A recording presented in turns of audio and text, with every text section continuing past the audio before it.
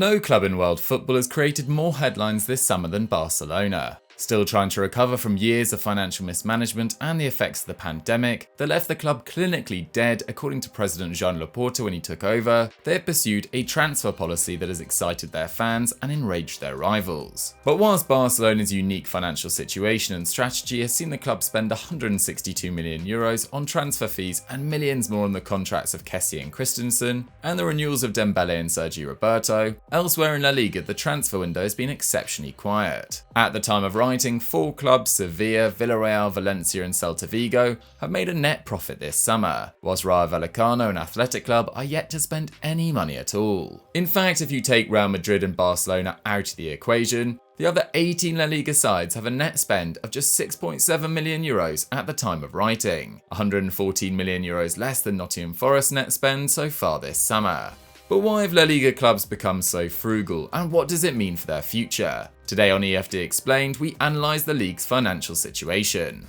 On the 11th of March 2022, La Liga released its accounts for the COVID-affected 2020-21 campaign. They showed that the league's revenue stood at €3.8 billion, a 24% drop on the 2019-20 season, in which only a few months were affected by the pandemic. Of the overall €892 million losses for the league, almost 60% was incurred by Barcelona. La Liga wasn't panicking though, viewing the COVID-19 crisis as a unique, uncontrollable set of circumstances, and in return most clubs simply withheld their spending. Figures released by Deloitte in September 2021 showed that across that year's summer window, La Liga clubs spent just €295 million, the lowest in Europe's top 5 leagues, some €80 million less than Legaue. The Premier League spent an extraordinary €1.3 billion, over 4.5 times that of La Liga, and 2.4 times more than Europe's next biggest spender that summer, Serie A. The following March, La Liga released a statement along with their 2021 accounts, which praised the club's belt tightening, saying that high financial solvency and responsibility at most clubs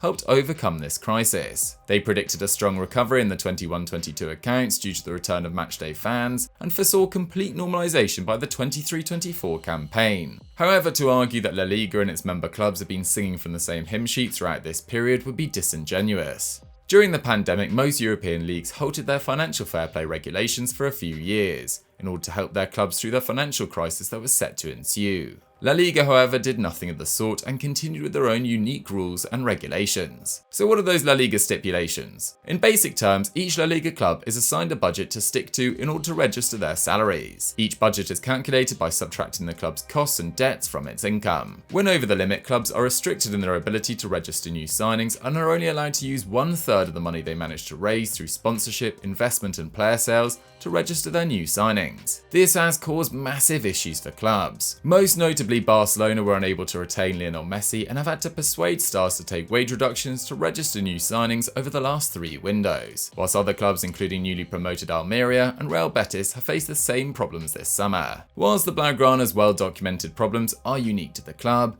when 2 clubs as fiscally responsible as Betis and Almeria are running into financial issues, it suggests a deeper problem within La Liga. This is particularly concerning given La Liga President Javier Tebas had already taken drastic action to improve the league's fortunes. Although it had been discussed prior to the pandemic, the announcement in August 2021 that British private equity firm CVC wanted to invest €2.7 billion into Spanish football rocked it to its core. The original idea was for CVC partners to take over 60% of La Liga's business called La Liga Tech, which was valued at €450 million. This conversation evolved and developed and eventually led to the idea of CVC investing €2.7 billion into La Liga itself.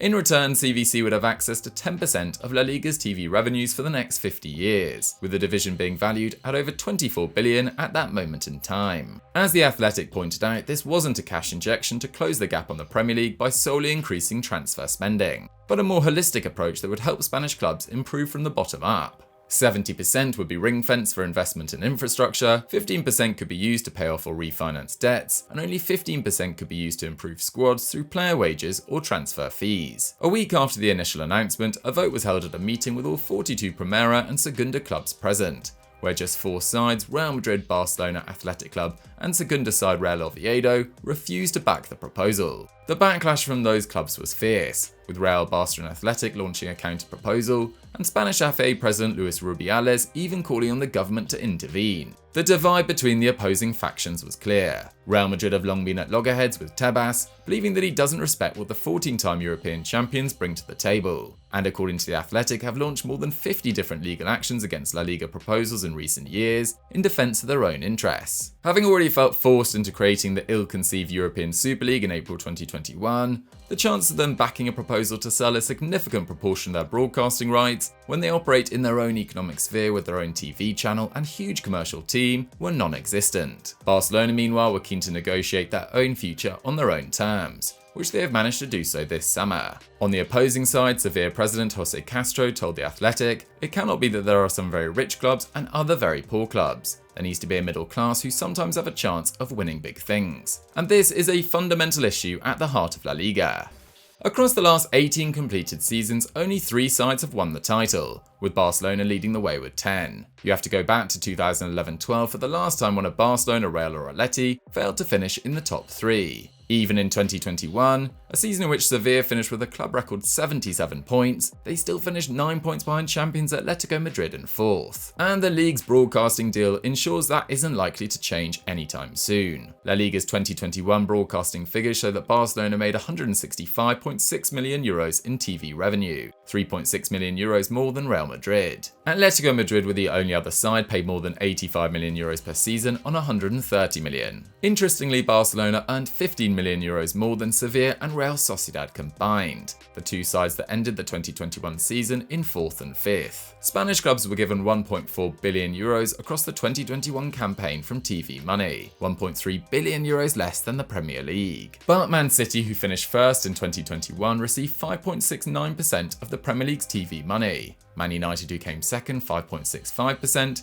and it works downwards incrementally. Barcelona and Real Madrid, meanwhile, received 10.3% and 10.2% of La Liga's television revenue respectively, almost permanently ensuring their continued domination. It is little wonder, therefore, that La Liga clubs, just like in England, had no sympathy for the breakaway European Super League, which at its core had Florentino Perez and Joan Laporta colluding to make the landscape in Spanish football even more unfair. The Premier League hasn't always been the best league in the world, but it has consistently been the best product, and a foundation of that has been the league's competitiveness. The Deloitte Money League 2022 showed that 10 of the 20 richest clubs in Europe were based in England, and one can't help thinking that if, say, Man United and Arsenal, who dominated English football at the turn of the century, received more than double the amount of TV revenue as 17 of the 20 Premier League sides, like Barcelona and Real Madrid do, the landscape in English football would be incredibly different. Despite La Liga's excellent performance in Europe in 21-22, which saw Real Madrid manage to beat PSG, Chelsea, Man City and Liverpool on their way to their 14th European Cup triumph, and Villarreal shocked the world by beating Bayern Munich to reach the semi-finals, there is no doubt that the league's performances in Europe are slowly regressing. Between 2005-06 and 2014-15, Barcelona reached 8 semi-finals in 10 years, winning on 4 occasions. Since then, they have reached 1 semi-final in 8 years and dropped into the Europa League for the first time in 21 years in 21-22. Atletico Madrid having progressed past the quarter-finals in 5 attempts, while Sevilla failed to make it out of a group containing Lille, Salzburg and Wolfsburg. After having 7 representatives, at least one every year, in the 5 finals between 2014 and 2018, La Liga has only had 1 in the last 4. Whilst football is cyclical and it would be foolish to permanently rule out a recovery, the signs are concerning. Figures released by Opta suggest that the lack of money flowing around Spanish football has led to a decline in the investment in youth production. Minutes for under-21 players in Spain across 21-22 came to just under 29,000, the lowest in Europe's top 5 leagues and some 42,000 minutes fewer than Liga. This could again be seen on the opening weekend of La Liga this season, as 7 of the 20 clubs put out a starting 11 with an average age of over 28. In the 4 other top leagues combined, there have only been 8 clubs that have produced an 11 with an average age of over 28 this season. So it's clear that La Liga is facing some difficulties. Its top clubs are struggling to compete with the rampant money of the Premier League, much of it state-owned, but they aren't likely to try and improve the product and its competitiveness whilst they hold such a considerable advantage. We therefore don't see the league's financial issues ending anytime soon. So guys, that was our explained on why La Liga is in some financial issues. What did you guys think of it and how would you resolve those issues? Let me know in the comments down below. If you've enjoyed this video, don't forget to like it and subscribe to Eurofootball Daily, and I'll catch you next time.